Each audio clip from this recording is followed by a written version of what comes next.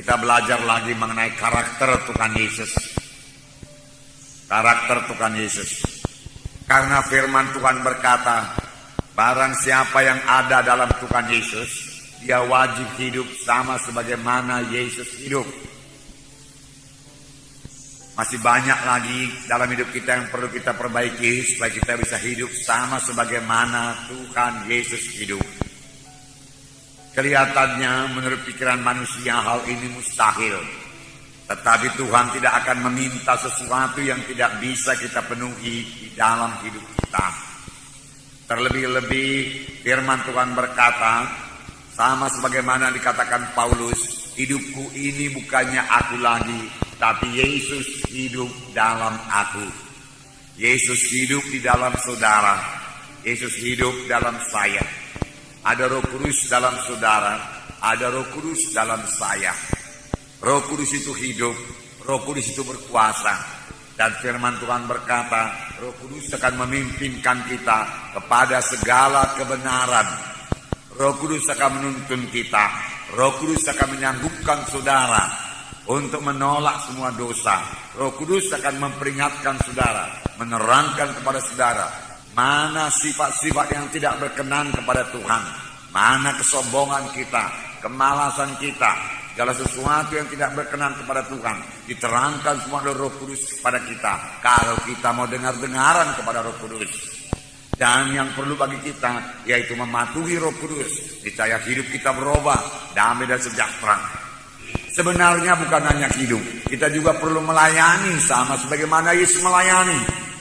Yesus melayani, membawa firman Tuhan dan membawa kuasa Tuhan.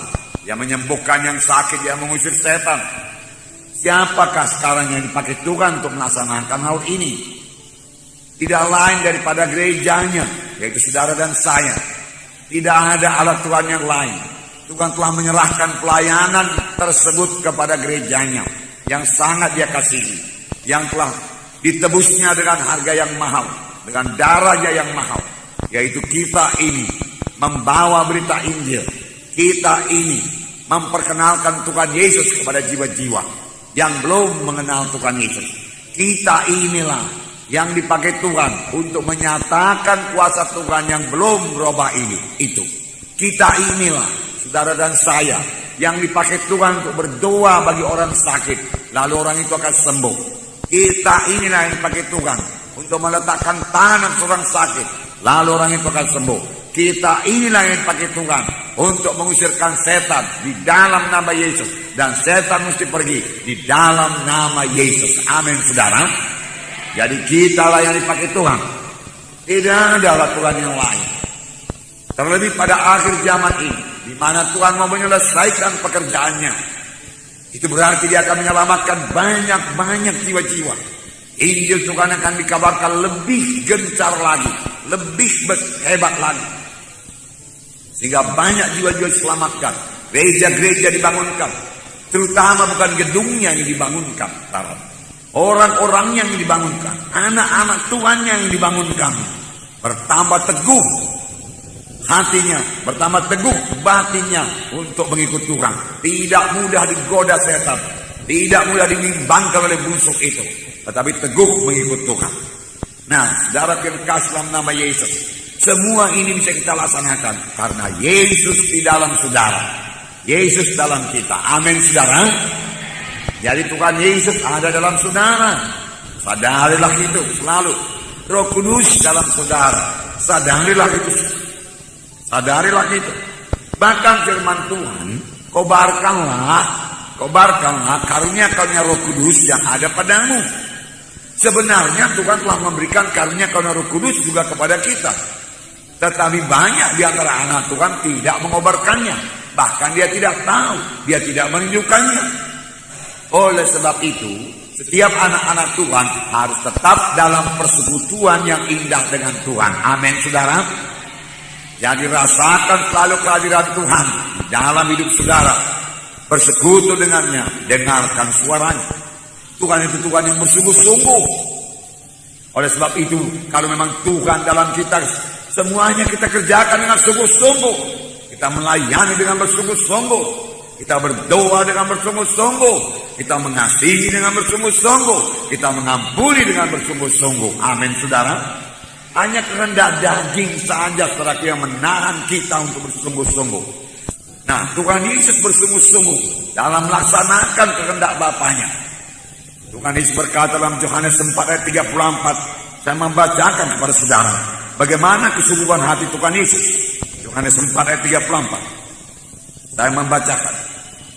Yohanes 4 ayat 34. Sini dikatakan, kata Yesus kepada mereka, makananku ialah melakukan kehendak Dia yang mengutus aku dan menyelesaikan pekerjaannya. Sini dikatakan, makananku ialah melakukan kehendak Dia yang mengutus aku dan menyelesaikan pekerjaannya. Murid-murid membawa makanan kepada Tuhan Yesus. Tapi Tuhan Yesus perlu mengerjakan pekerjaan Tuhan. Dia kerjakan lebih dahulu pekerjaan Tuhan. Sehingga dia berkata, makananku yaitu mengerjakan pekerjaan Bapakku yang mengutus aku. Dia sangat sungguh-sungguh bekerja. Bahkan sampai jauh-jauh malam dia mendoakan orang yang sakit, dia menyembuhkan yang sakit. Sampai ibunya dan saudara-saudara yang berkata, dia sudah tidak waras lagi. Karena giatnya bekerja, karena sungguh-sungguh hatinya bekerja. Tuhan minta kita juga bekerja dengan sungguh-sungguh. Dalam Roma 12 ayat 11. Roma 12 ayat 11. Di sini dikatakan, Roma 12 ayat 11. Janganlah hendaknya kerajinanmu kendor, ialah rohmu menyala-nyala dan layanilah Tuhan. Janganlah hendaknya kerajinanmu kendor, ialah rohmu menyala-nyala, layanilah Tuhan. Di dalam hati kita ini ada semangat yang menyala-nyala untuk melayani Tuhan. Tanpa semangat yang menyala-nyala, dengan mudah kita akan menyerah dalam pekerjaan Tuhan ini. Karena pada waktu kita mulai melayani Tuhan, di situ setan mulai menaruh semua halangan-halangan supaya kita mundur daripada pelayanan. Sebenarnya kalau kita bertekun dan mohon kuasa Tuhan dan bersandar kepada Tuhan, kita pasti sanggup mengatasi semua halangan-halangan yang ditaruh setan. Hingga kita menang dalam pelayanan dan sampai kepada maksud Tuhan. Dan itu adalah hal yang paling indah dalam hidup ini. Sampai kepada kehendak dan maksud Tuhan.